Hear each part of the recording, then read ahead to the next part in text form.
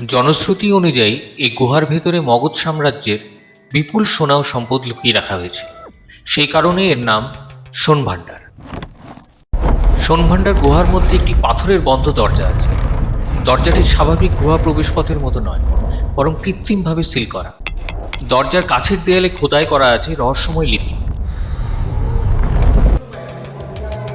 চলুন গুহার ভেতরে ঢোকা যাক।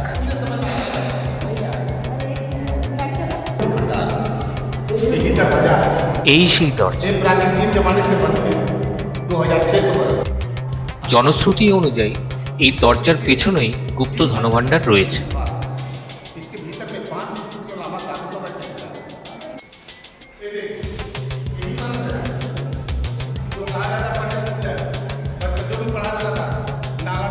এই সেই লিপি, আর এই লিপিই নাকি সিল করা দরজা খোলার চাবিকাঠি।